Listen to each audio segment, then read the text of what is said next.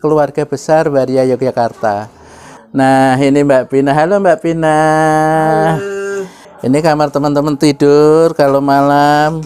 Ruangannya sangat sederhana. Ya, Dokter Yandri, Dok. Terima kasih sudah selama ini membantu teman-teman Waria. Seperti itu. Waria pun mampu melakukan hal yang mungkin orang lain belum bisa lakukan begitu.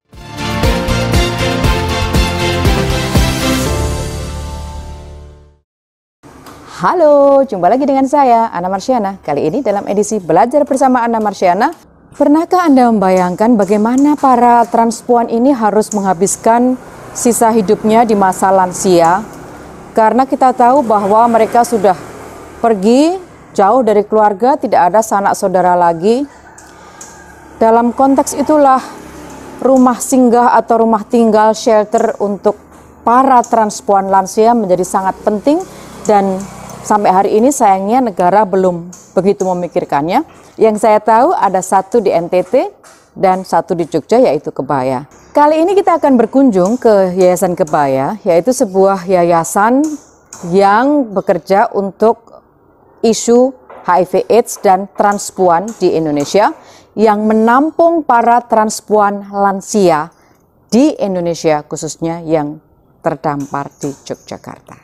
Nah, Mami Vin akan mengajak kita keliling melihat rumah tinggal yang sangat sederhana tetapi sangat penting untuk para lansia transpuan di Yayasan Kebaya.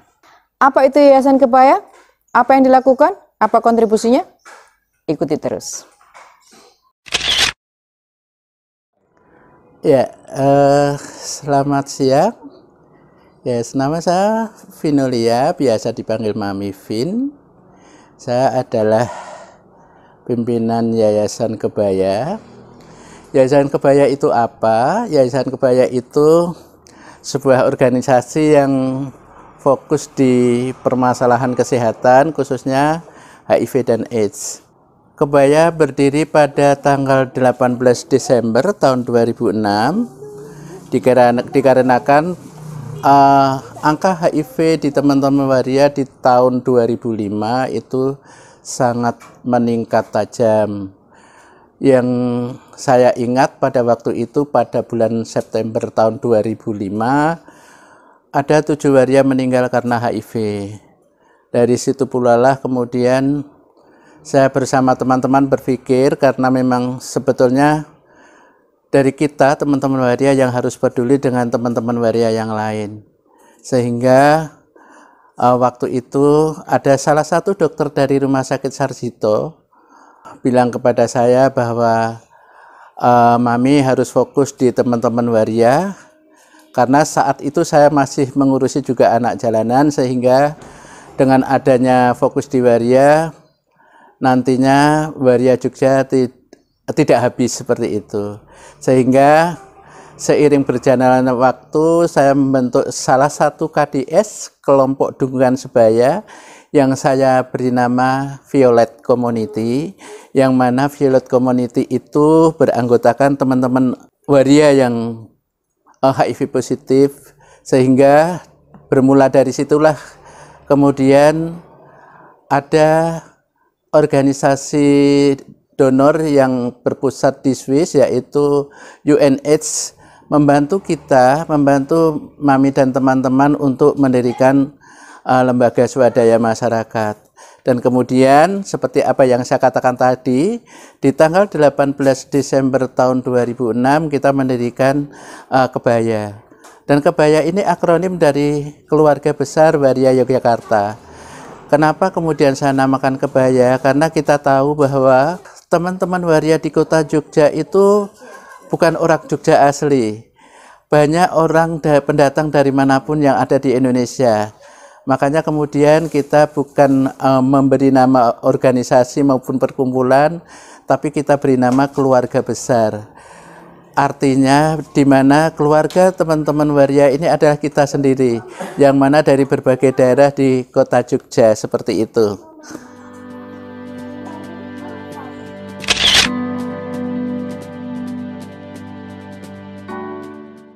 Ya, baik, kita masuk ke dalam yuk. Iya. Nah, inilah teman-teman yang ada di Yayasan Kebaya. Ini adalah volunteer-volunteer kita, yang mana ini ada teman-teman waria, ada Mbak Ning, waria sukses. Beliau adalah perempuan luar biasa yang membantu di Yayasan Kebaya. Dan inilah ruangan kita yang sangat sederhana, yang mana ini bisa untuk berkomunikasi, ngobrol bareng dengan teman-teman yang lain, ataupun menerima tamu dari berbagai kampus, menerima tamu dari berbagai organisasi kemasyarakatan. Mereka juga ingin belajar tentang kebaya seperti itu. Nah, ini ada beberapa penghargaan, yang mana penghargaan ini dari berbagai perguruan tinggi, dari berbagai organisasi pemuda, yang mana mereka kerjasama dengan kita menjadi narasumber, kita menjadi dosen tamu, kita menjadi mitra dalam bekerja bersama seperti itu. Dan itu penghargaan yang selama ini kita dapatkan. Ini hanya sedikit, tapi sebetulnya masih ada banyak. Kalau mau kita pasang semua nanti tidak kayak museum ya. Seperti itu. Ini foto-foto di mana waktu itu saya mendapatkan beasiswa di tahun 2014 di konferensi AIDS internasional di Australia, yang mana saya diberi kesempatan untuk presentasi dengan berbahasa Inggris, walaupun saya juga nggak tahu bahasa Inggris, tapi dengan saya ngapal akhirnya saya bisa lancar, walaupun kemudian ketika diskusi saya nggak tahu apa yang didiskusikan, seperti itu ya. Terus ke dalam ya, ini ruangan kita untuk kalau ada pertemuan, kalau untuk teman-teman istirahat kalau malam. Nah, yang perlu diketahui bahwa kebaya ini juga merupakan satu shelter buat orang-orang yang terinfeksi HIV. Pada awalnya hanya untuk teman-teman waria, tapi seiring berjalannya waktu, teman-teman yang bukan waria, baik itu teman-teman gay, baik itu laki-laki dan perempuan, itu bisa kita terima di sini. Karena apa? Karena Yayasan Kebaya dan shelter kebaya ini memang baru satu-satunya di Jogja, bahkan Indonesia ya, yang mau menerima teman-teman ODA seperti itu. Nah, ini ada ruangan. Ini sebetulnya nggak bisa disebut kantor ya, tapi ya wis, daripada nggak punya kantor, jadi ini kantor saya nih. Halo Bu Ana. Halo. Itu ada Bu Ana. Tunggu ya, tunggu nanti ngobrol lebih jauh sekarang dengan Mami dulu. Iya, ini ada anak saya, ya Mami Ruli. Ya, ini ada Nak Jenny, anak Mami juga, ini yang siap membantu di sini. Ya, ruangan kecil ini sangat bermakna banget, karena disinilah kita bisa banyak mendapatkan inspirasi buat kegiatan-kegiatan teman-teman kebaya mendatang seperti itu. Iya. Jadi Mami Vin, ini ceritanya kita lagi tukar posisi ya. Saya Kudeta Kebaya. Mami Vin jadi host untuk channel ini. Mami Vin yang antar. Oke, terima kasih. Kita lanjut ke belakang. Ya, kita lanjut ke belakang. Saya buka di sini. Nah, ini ruangan selanjutnya. Di sini ada teman-teman juga yang tinggal di sini. Yang paling ujung itu Mas Dimas. Sudah berapa tahun Nak di sini Nak? 3 tahun. Sudah 3 tahun. Betah di sini Nak? Ya, ini yang sedang asik dengan HP-nya itu ada Mbak Belawati. Halo Mbak Bella. Ya, udah berapa lama Mbak Bella? Tahun apa ya? Sudah lama juga. Nah, ini ada ibu kita, Mbak Yayu, Bu Yayu. Halo Bu Yayu. Udah berapa lama Bu Yayu di sini? 2 tahun. Jadi di sini bukan hanya teman-teman waria, tapi juga ada perempuan juga yang ingin jadi waria. bukan. Baik, selanjutnya ini ada kamar-kamar teman-teman. Nah, ini kamar teman-teman. Kebetulan Ada yang lagi istirahat siang. Nah, ini kamar teman-teman tidur kalau malam. Ruangannya sangat sederhana. Ya, ada Mbak Rina, ada juga Mas Slamet. Jadi ini dua orang ini juga sudah cukup lama di sini dan mereka merasa nyaman juga di sini. Begitu. Baik, kita lanjutkan ya. Ya, kita lanjutkan. Itu suaranya seru banget kayak gempa bumi. Ya. Ini di sini masih punya ruangan dan di sini masih ada Mbak kita, saudara kita namanya Mbak Pina. Nah, ini Mbak Pina. Halo Mbak Pina. Halo. Ini juga teman kita yang sekarang tinggal di sini. Mbak Pina ini sebetulnya punya latar belakang beternak bebek di tempatnya di daerah Badran, tapi karena sedang sakit sehingga kita rawat di sini dulu. Seperti itu. Nah, lanjut, ada dapur yang berantakan ini. Ya, minggir. Nah, ini dapur kita. Ini dapur kita. Dapur yang sangat sederhana, yang bisa membuat teman-teman waria sehat itu pusatnya di sini. Kalau nggak dimasak nanti sayuran mentah terus, siapa yang mau makan? Seperti ini, dapur ini penuh legenda nih, karena masakan Mak Sarinah itu luar biasa enaknya di sini. Begitu. Ya, Mak Sarinah nanti ada di dalam depan itu. Yuk, monggo yuk. Nah, inilah tempat kita. Masih ada satu lagi, ada ruang kamar mandi ya. Maaf ya, di sini ruangannya sangat berantakan kesannya ya. Tapi inilah kita, teman-teman yang di kebaya. Nah, ini kamar mandi kita ya. Dan ini tempat satunya kotor memang, tapi ya bagaimana lagi, adanya seperti ini. Sebetulnya juga udah dibersihkan. Nah, ini ada Mak Sarinah nih. Ini yang saya ceritakan, Mak Sarinah ini yang tukang masaknya ini. Ini tukang jagalnya di dapur. Mak Sarinah ikut di kebaya udah berapa lama, Mak? Saya dari 2007. Berarti sudah 13 tahun. Udah kayak yang punya yayasan ini. Iya, betul-betul ini kesempatan kedua. Iya. Yang dirawat sini yang sakit parah. Oh ya, Saya. Semua saya. Berikut ada si kecil nih loh. Nah, anak siapa ya ini ya? Kok nangis, Dek? Dari usia 3 hari kita rawat di sini, dari ibu yang terpapar HIV juga. Sekarang ibunya kemana saya juga sudah tidak tahu. Yang jelas titipan Tuhan itu memang harus kita rawat dengan baik. Seperti itu. Itu ruangan gudang, nggak usah dibuka ya. Terus kita masih punya satu ruangan. Nah, ini juga ruangan tidur buat teman-teman. Nah, ada ruangan tidur juga. Ini ada Mas Wawan. Ya. Ada Mas Wawan. Halo Mas Wawan. Udah berapa lama Mas Wawan ikut di kebaya? Udah hampir setahun. Ya, itulah sekilas tentang kebaya, yang mana kebaya adalah sebuah yayasan sekaligus shelter untuk orang-orang yang terinfeksi HIV. Terima kasih.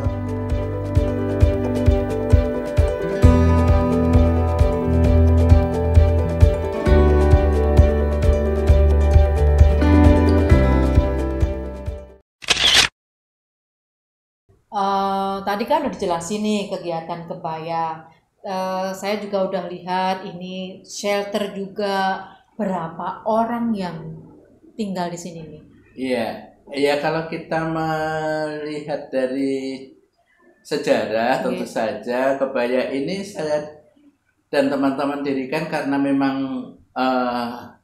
mengkritisi persoalan HIV/AIDS Ibu, ya, di mana teman-teman waria adalah teman-teman yang beresiko tinggi tertular HIV, ya, penularan lewat berganti-ganti pasangan seperti itu, sehingga memang sepertinya memang kami teman-teman yang ada di kebaya ini harus membuat satu gebrakan bagaimana supaya teman-teman waria yang ada di Jogja itu terselamatkan atau sudah tidak tertular lagi masalah HIV seperti itu. Nah, yang perlu diketahui juga kalau kita bicara masa lalu di mana akhirnya bisa mendirikan kebaya, tentu saja memang tidak lepas dengan angka atau prevalensi HIV di teman-teman waria di Jogja.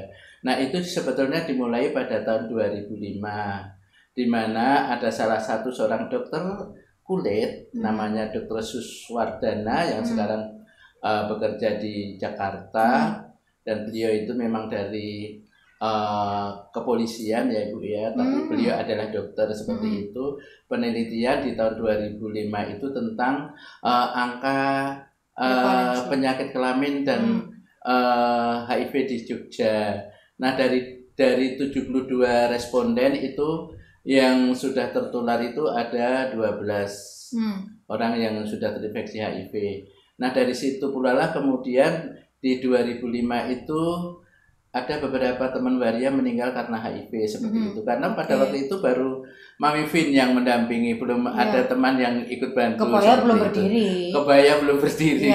Nah, seperti itu sehingga saya juga harus pontang-panting karena tempat tinggal teman-teman waria itu kan menyebar di provinsi ya. Ada yang di Bantul, ada yang di Sleman, di kota Jogja seperti itu. Sehingga ketika saya harus home visit atau kunjungan ke rumah, saya harus pontang-panting ke sana kemari karena tidak bisa naik motor. Jadi ya kadang harus jalan kaki, kalau naik motor juga harus punya duit kan seperti itu. Nah, dari apa yang kemudian saya lakukan itu ada beberapa teman yang kadang lupa saya kunjungi di hari itu. Harusnya kan memang dikunjungi semua. Karena di saat itu juga yang namanya HIV itu momok juga buat teman-teman waria, Ibu. Iya, mereka takutnya kalau sudah HIV positif kemudian akan meninggal seperti itu. Dan kenyataannya bisa meninggal seperti itu loh, sehingga salah satu dokter di Rumah Sakit Sarjito di mana teman-teman itu mengakses obat, kemudian dirawat di sana itu bilang ke saya bahwa Mami, kalau Mami itu nggak fokus di waria, karena terus terang saya waktu itu masih difokus di anak jalanan juga, sehingga terbagi waktunya. Mami sebentar. Mami kan tadi mendirikan bersama dengan beberapa orang mendirikan kebaya itu 2006. Sebelum 2006, Mami ini kan sudah mendampingi nih banyak kasus HIV gitu. Cerita sedikit lagi. Sebelum di kebaya, Mami ini dulu aktif di mana? Terus aslinya Mami dari mana? Kita kenalan lebih jauh. Cerita dulu nih. Iya.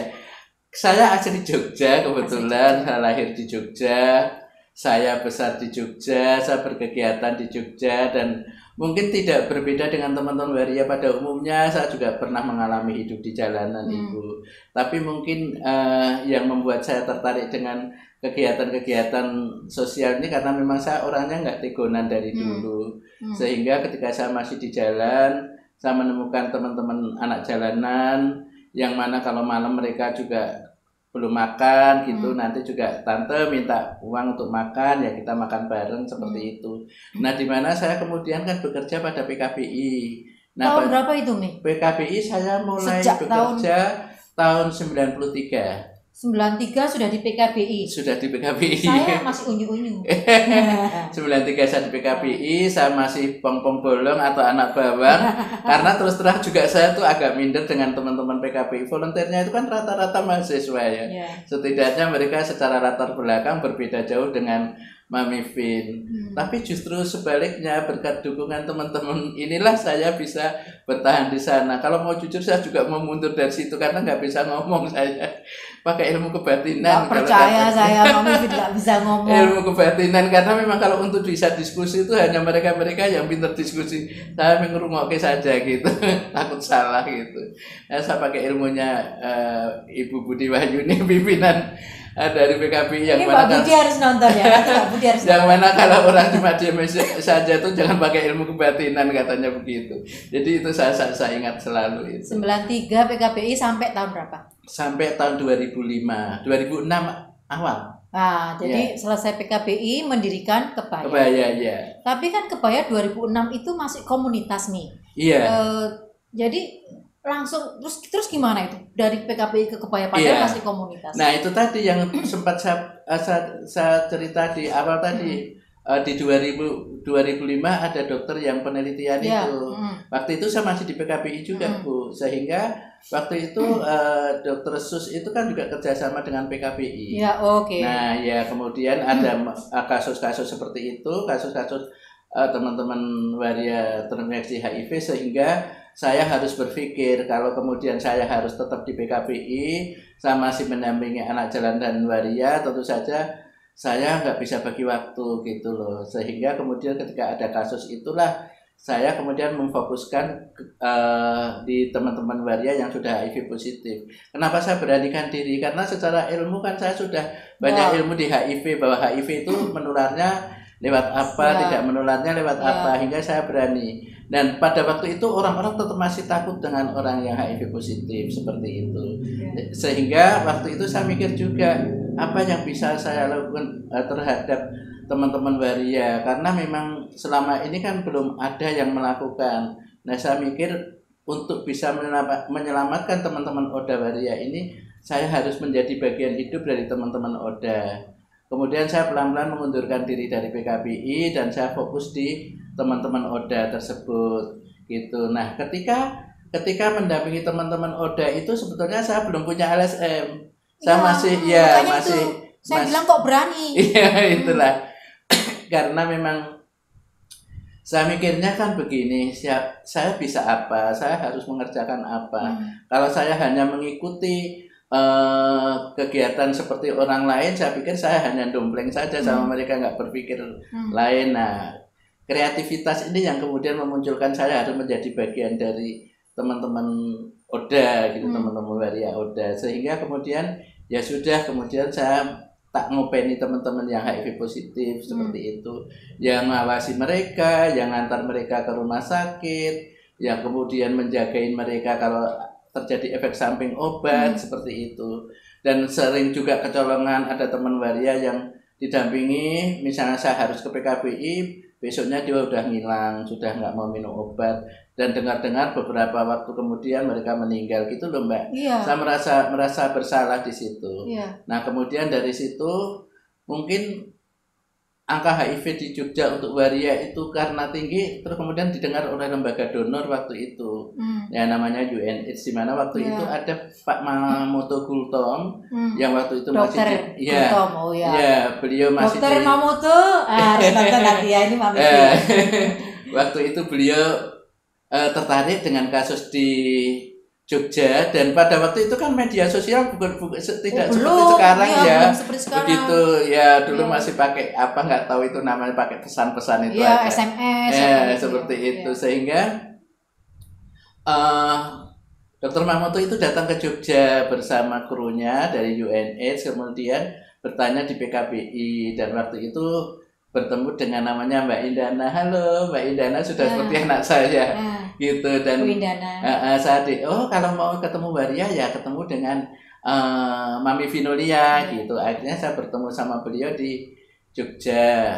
Nah, satu hari bercerita dengan Dr. Mamoto ini, kemudian ya Dr. Mamoto bilang bahwa mau dibantu untuk membuat lembaga seperti itu, tapi dengan catatan Vinolia harus mengajak orang-orang, teman-teman minimal 5 orang untuk bisa diajak berorganisasi gitu.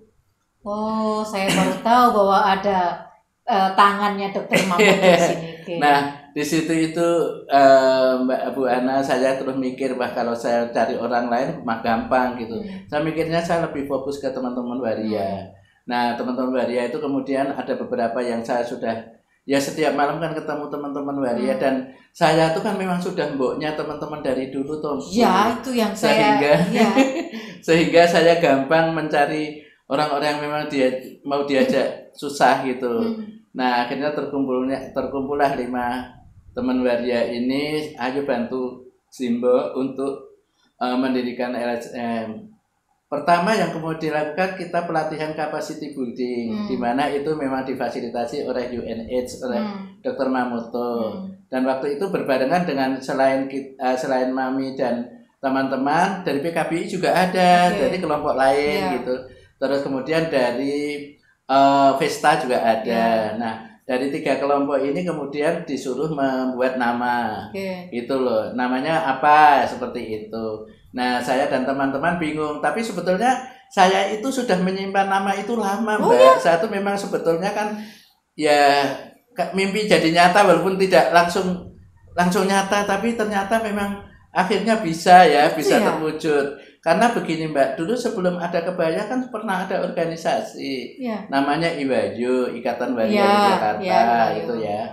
Itu cukup lama dan ketika pertemuan itu sebetulnya yang dibahas ya cuma masalah yang tidak seperti apa yang kemudian seperti sekarang kita bisa diskusi, dan dulu belum ada Mbak yang namanya visi misi, itu nggak ada, hanya kumpul-kumpul olahraga seperti itu.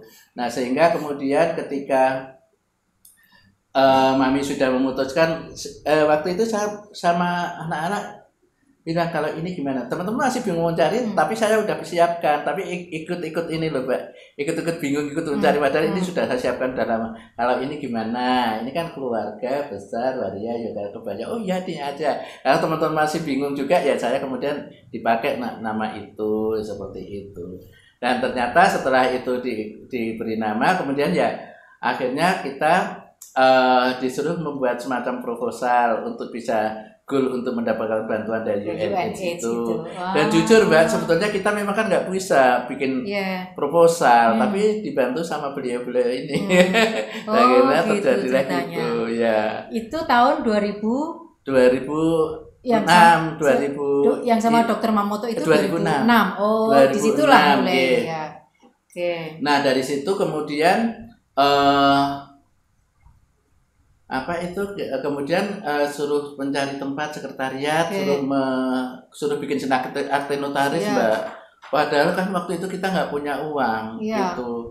Akhirnya ya berkat karena Mami ini kan udah banyak dikenal ya, sehingga teman-teman relasi kan banyak sekali nggak punya duit, ini gimana cara punya akte notaris, ya udah pinjem sama teman-teman untuk bisa punya akte notaris, dibantu oleh teman-teman yang kemudian akhirnya kita punya yayasan ini. Tapi sedikit cerita dulu ya, Mbak ya. Sebelum kita punya kebaya pun kan saya sudah membentuk KDS Mbak, yang waktu saya memulai kelompok dukungan sebaya itu saya namakan waktu itu KDS Violet. Oh gitu.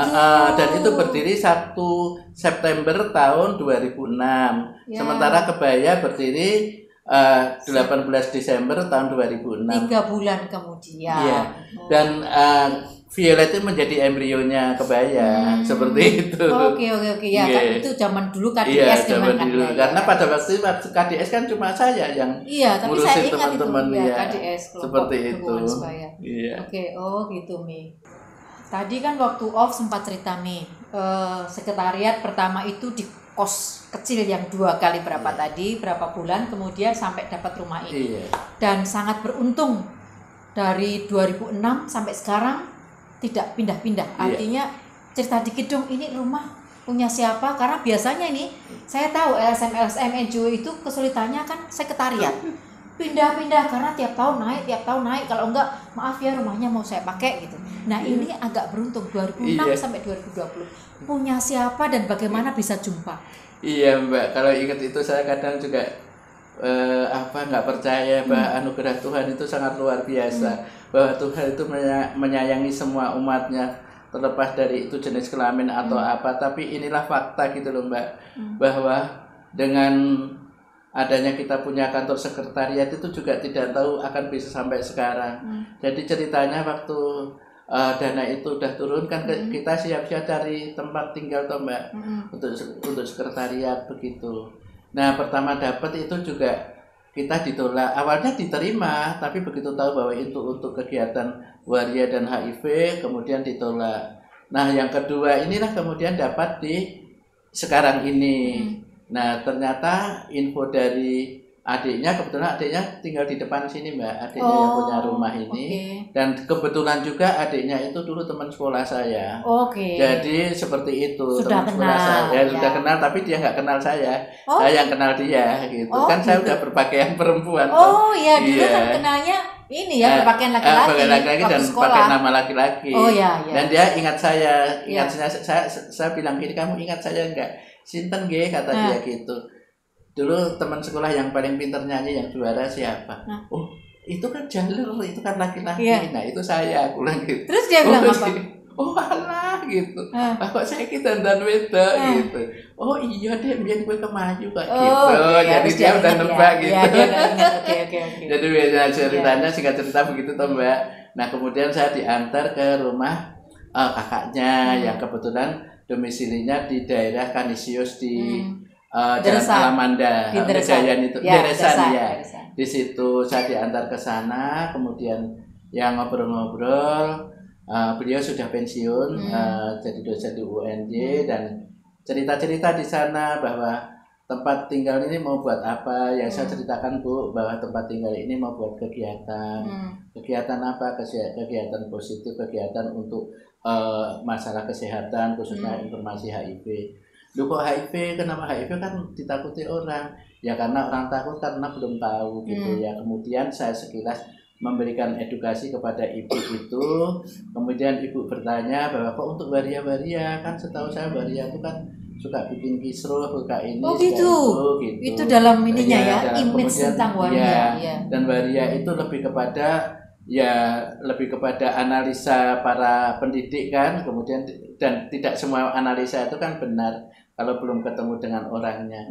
Ya saya ceritakan bahwa tidak seperti itu semua itu. Tidak semua apa yang dikatakan analisa itu benar, memang harus ketemu orangnya. Orangnya yang seperti apa juga itu perlu dikaji juga, saya bilang gitu. Nah saya diberi kesempatan untuk bercerita tentang perjalanan hidup seorang waria, begitu loh Bu.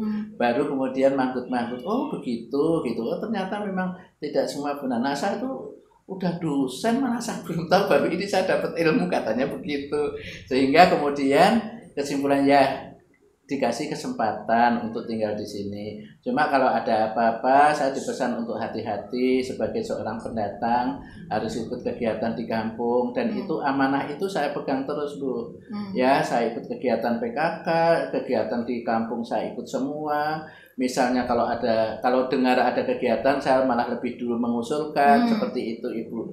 Sehingga tetangga-tetangga di sini juga senang sama teman-teman di kebaya. Dan kalau ada kegiatan-kegiatan yang kira-kira memang itu melibatkan orang banyak dan disorot oleh media, saya kemudian telepon sama ibu, tak suruh nonton gitu loh. Seperti itu. Sehingga kemudian di tahun pertama, tahun kedua itu mulus-mulus saja seperti itu sehingga sampai sekarang Bu. Walaupun salah satu hal yang memang itu kemudian menjadi ingatan saya pernah kebaya itu pernah sampai 9 bulan nggak bisa bayar. Itu loh Bu. Tahun berapa itu? Itu tahun 2013-14 lah Bu. Kita nggak bisa bayar sudah 9 bulan, tapi saya pikir ibu akan murka, ternyata enggak. Enggak diusir ya? Iya, ibu percaya banget. Terima kasih ya Bu. Ibu percaya, namanya Ibu Sri Rukmini. Ibu Sri Rukmini, matur suwun. Iya. Beliau ini sangat luar biasa ya, kemudian ya sudah mendukung semua kegiatan dan selalu saja Bu, kalau saya sowan ke sana tuh ceritanya panjang, selalu ditanya tentang perkembangannya. Nah 2013 itu kan ini Bu, kita memang nggak ada dana tuh Bu, untuk makan aja piye caranya saya harus kerja bakti, harus koprol, harus salto gitu untuk bisa membiayai semua kegiatan. Memang yang perlu diketahui juga bahwa kebaya itu dapat dana kan hanya sampai tahun 2010. Jadi pertama UNAIDS, itu kemudian resign 4 bulan, terus kemudian HIVOS, di mana itu juga temennya Mami yang dari PKPI, Mbak Sinta Dewi, itu yang bantu dari HIVOS. Itu kemudian terakhir Pak Gambit. Pak Gambit itu waktu itu kan S3 di Amerika dan ininya penelitiannya tentang waria juga. Beliau yang kemudian mencarikan piye caranya kebaya itu dapat dana, pernah dapat dari Global Fund. Jadi dana-dana itulah yang kemudian bisa menguatkan di sini. Tapi sejak 2010 sampai waktu itu 2013 kita sama sekali nggak punya dana. Nah di saat itu teman-teman juga pada resign, ya, sebagian pada resign. Saya sedih banget waktu itu. Saya kadang juga mikirnya, aduh ditinggal bocah-bocah, karena memang untuk menjadi relawan itu tidak mudah. Memang mental sangat dibutuhkan seperti itu. Untuk memastikan bahwa kerja-kerja baik kebaya, terutama untuk para transpuan lansia itu bisa berlanjut, maka dibutuhkan dana yang tidak sedikit. Nah, donasi Anda akan sangat penting berkontribusi untuk memastikan keberlanjutan kerja-kerja baik kebaya ini. Bagi Anda yang tergerak untuk memberikan donasi, nomor rekening Anda di bawah ini. Terima kasih sebelumnya. Nah, yang tetap jago saya itu ya sampai sekarang ya ada Mami Ruli ini yang luar biasa, tetap akan ada di samping Mami. Ini yang kemudian menguatkan kebaya tetap untuk selalu bertahan gitu. Memang antara saya dan Mami Ruli kita saling melengkapi. Sebetulnya sama teman-teman juga saling melengkapi. Saya itu sayang sama teman-teman saya semua. Bisa lihat itu. Seperti itu, tapi ya kita masing-masing berproses seperti itu. Iya, saya mau bilang ini kepada teman-teman ya. Saya ingat non sewu sebelumnya Mami Vin. Tahun 90-an itu kan memang dulu ada istilah bahwa waria ini masuk kategori sampah masyarakat gitu kan. Jadi kalau tadi Mami Vin itu cerita bahwa seorang dosen itu punya gambaran yang negatif tentang waria tadi, saya bisa maklum gitu karena masuk kategori tadi. Saya ingat betul itu, kategorinya itu masuk sampah masyarakat. Sebetulnya itu kan pengkategorian yang salah menurut saya kan. Sekarang saya masih dari waktu ke waktu masih dengar orang mengatakan itu. Saya harap dengan tayangan itu teman-teman hapus semua itu, karena kita akan mendengar lebih jauh, mengulik lebih jauh bagaimana mereka sama dengan kita, manusia utuh, dan keberadaan teman-teman waria. Yang saya akan tanya Mami Ruli dan nanti saya akan tanya beberapa Mami Vin, Mami Vin. Bagaimana kita bisa melihat bahwa kalau kita melihat mereka di jalan lalu menganggap mereka sampah masyarakat, sesungguhnya kitalah yang membuat mereka menjadi seperti sampah masyarakat. Itu yang catatan yang saya mau sampaikan. Mami Vin, 2006 sampai sekarang itu kan perjalanan panjang ya. Dan tadi sempat cerita berapa tahun nggak ada duit, teman-teman resign, nggak ada duit, ya gimana ya, pasti bisa ngerti sih, relawan, tapi juga butuh makan gitu kan. Betul, Jadi artinya Mami Vin sendiri tadi temani Mami Ruli dan beberapa yang masih juga setia menemani itu. Dari perjuangan yang panjang itu sudah berapa orang yang sebetulnya diselamatkan, dijangkau, diselamatkan, dirawat oleh kebaya Mi? Iya, kalau kita menghitung dari awal tentu saja sangatlah banyak ya, Bu. Karena begini, ketika pertama berdiri aja kita sudah merawat 12 orang. Ya, 12 orang dan terselamatkan ya. Artinya dari 12 yang harusnya nunggu arisan ke Balikpapan atau meninggal itu bisa terselamatkan. Arisan ke Balikpapan maksudnya meninggal ya Mi? Iya. Karena nggak terawat. Dan perlu diketahui waktu itu juga nggak ada bantuan untuk makan sehari-hari loh Bu. Sedihnya kan di situ. Terus ya gaji juga berapa, waktu itu kita dapat salary juga nggak banyak.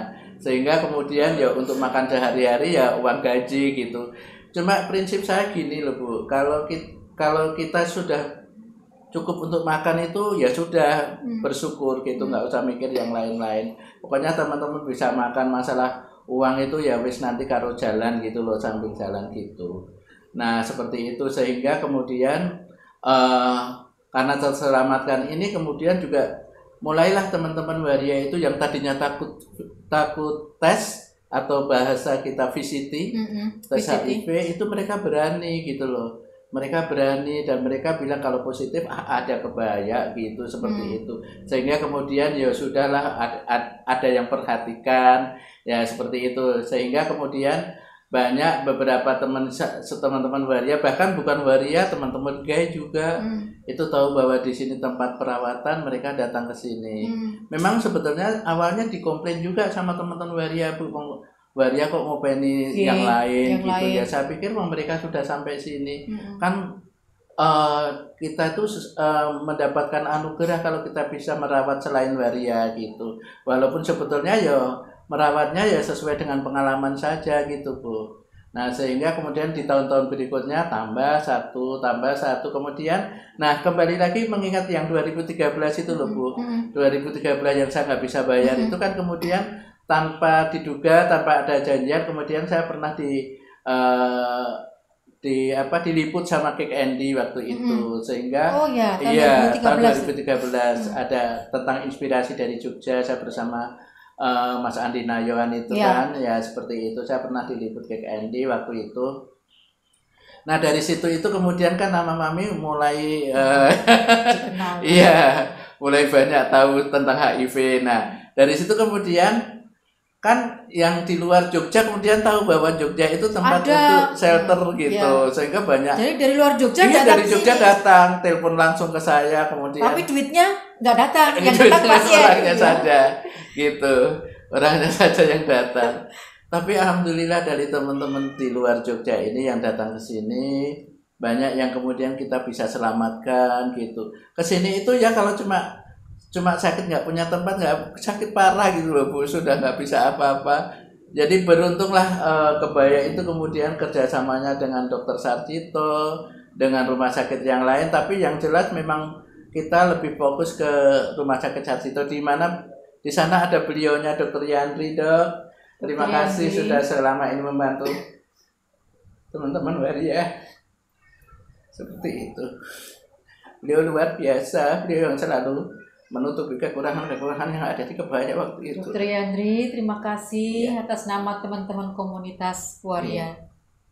Nah seperti itu dokter. Ya kalau dihitung sekarang tahun 2015 itu bisa sampai sudah 80 ya. Memang kadang karena catatannya di file-file itu hilang bersama komputer, bersama laptop itu dokter Ibu. Jadi kita kehilangan catatan jumlah catatan. Tapi ya kalau dirinci dari awal lagi sebetulnya pasti bisa. Saya sudah punya catatan-catatan yang saya ingat saja. Tapi ada beberapa yang tidak saya ingat seperti itu.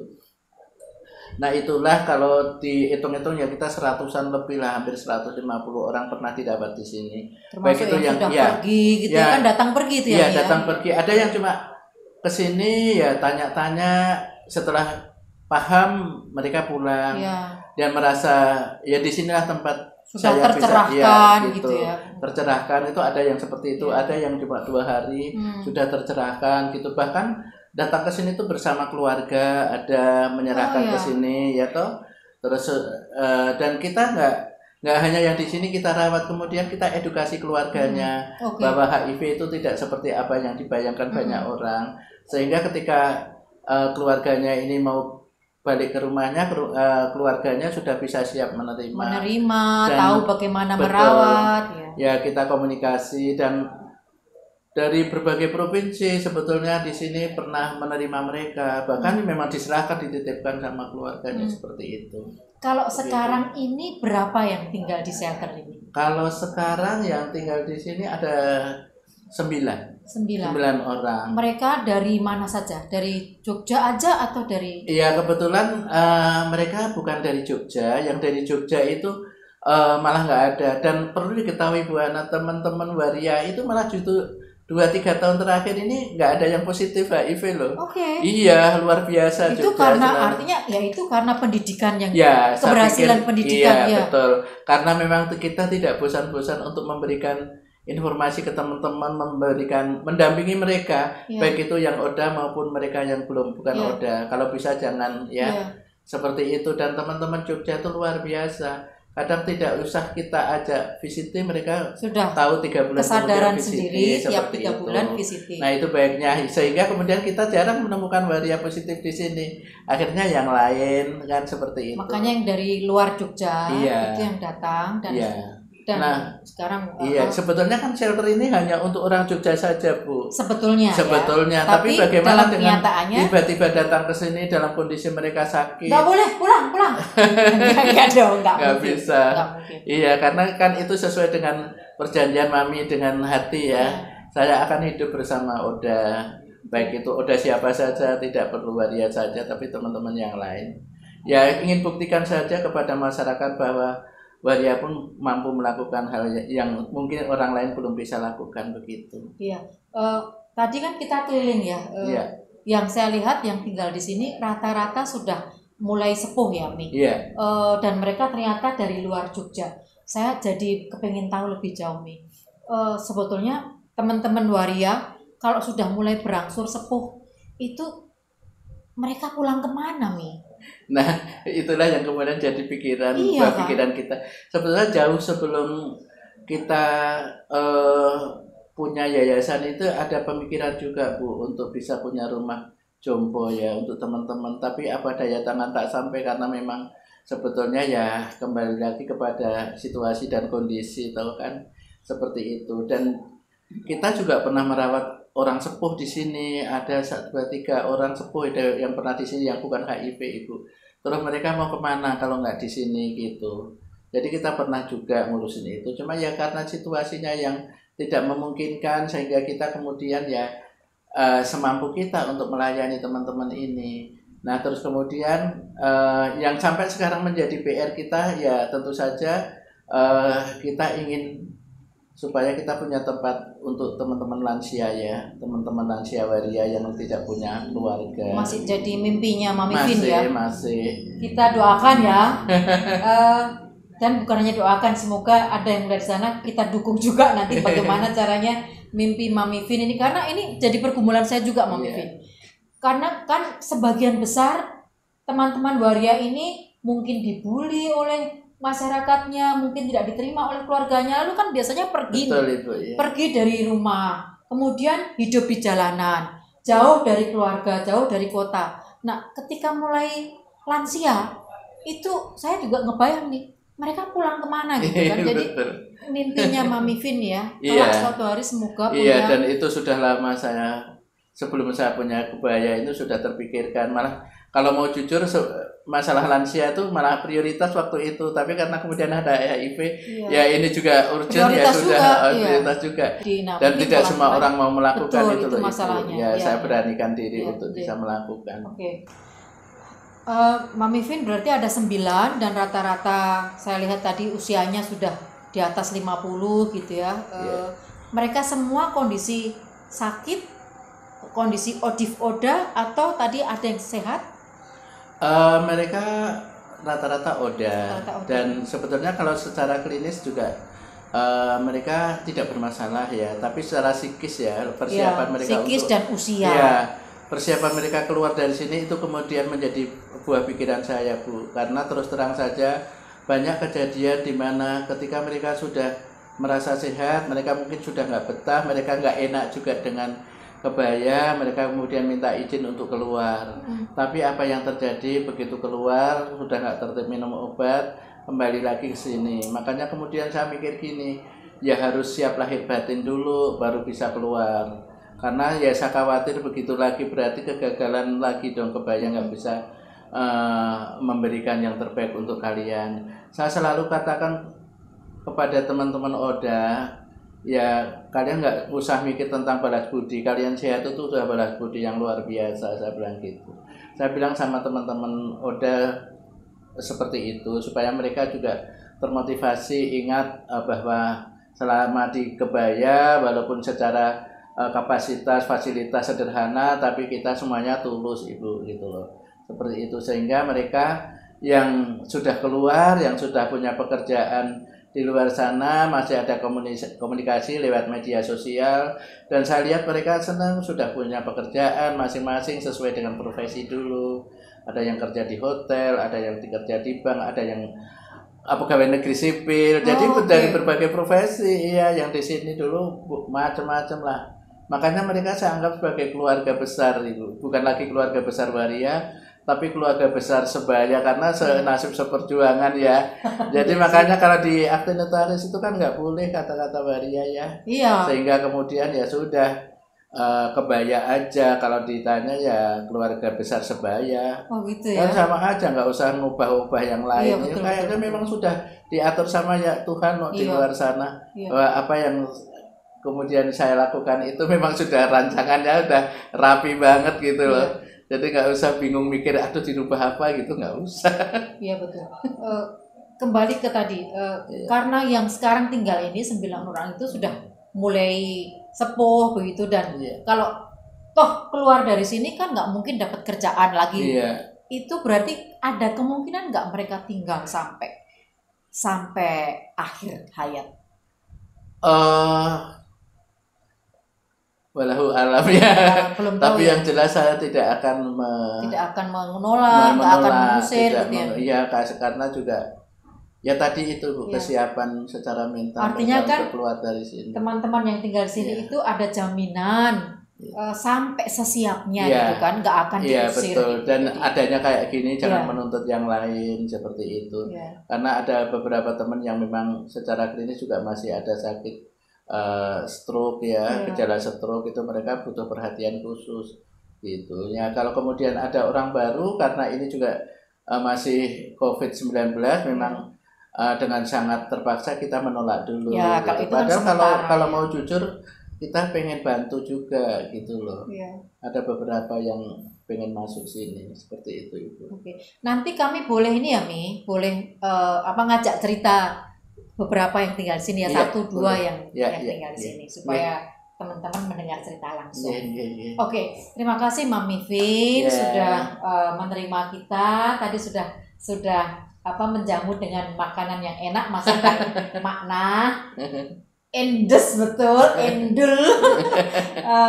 Nanti kita ngobrol dengan makna. Saya ingin mendengar sebagai penutup, saya ingin mendengar sekali lagi harapan Mami Vin yang masih belum terwujud dan apa harapan Mami Vin kepada masyarakat luas terhadap komunitas transpuan atau waria ini? Ya, harapan saya terhadap apa yang belum saya bisa lakukan ya, semoga tadi yang saya ceritakan bahwa lansia, Panti jompo teman-teman tadi, lansia ini ya. setidaknya punya tempat seperti itu. Kemudian untuk teman-teman transpuan jangan merasa kecil hati, kita sudah ditakdirkan hidup sebagai seorang transpuan, tapi yang perlu diingat, jadilah transpuan yang baik seperti masyarakat pada umumnya, bisa berbagi cerita, bisa menjadi bagian dari masyarakat, ikut kegiatan-kegiatan di masyarakat supaya masyarakat juga menilai kita positif seperti itu.